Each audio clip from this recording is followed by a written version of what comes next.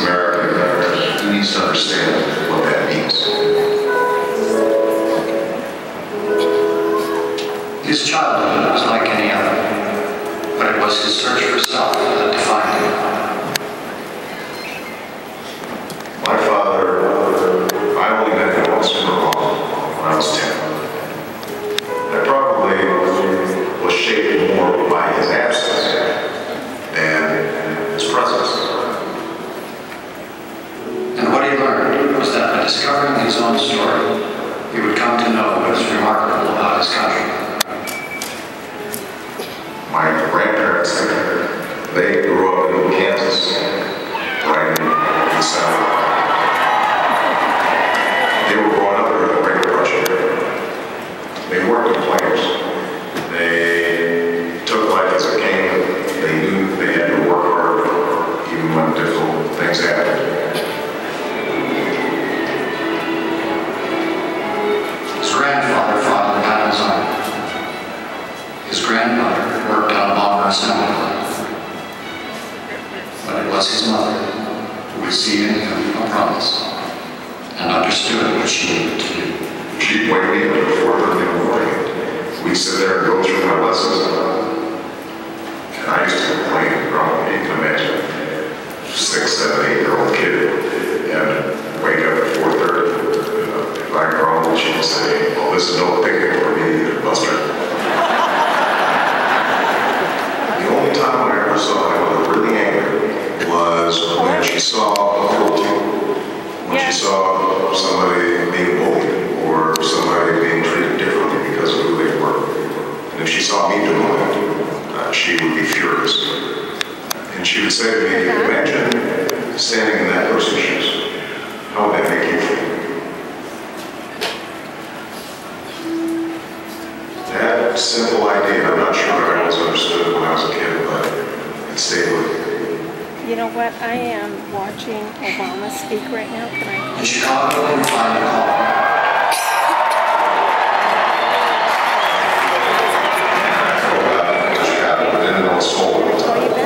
There were factory closings, lost jobs, failing schools. Okay, so tell me your name one more time. And in the people he met, he would find answers.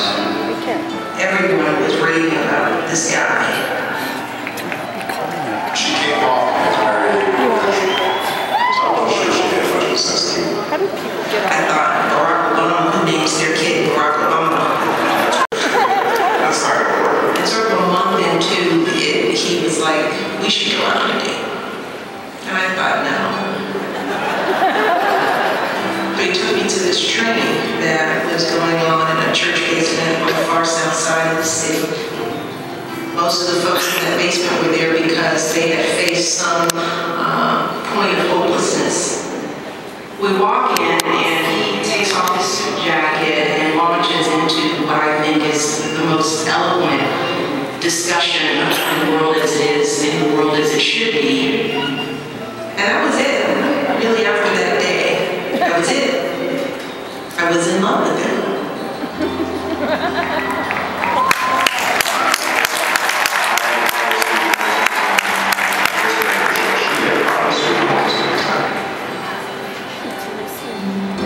His classmates were field offers from big law firms on Wall Street that he felt compelled to serve.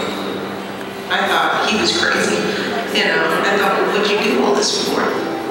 You read about some injustice and you say, "That's not right, somebody should fix that."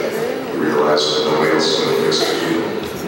The intent of this bill is to make sure that low-wage workers are able to bring home a living wage. Tax cuts for workers, welfare food, and health care for those without. You're unemployed, you got health insurance, your kid is in a lousy school. That's day-to-day stuff. That's what people live on a day-to-day basis. The pieces of legislation that he carried, he believed in. He was not carrying it for a lobbyist. I remember the first trip I took to downstate Illinois. When I got down there, people were completely familiar to me. They were all like my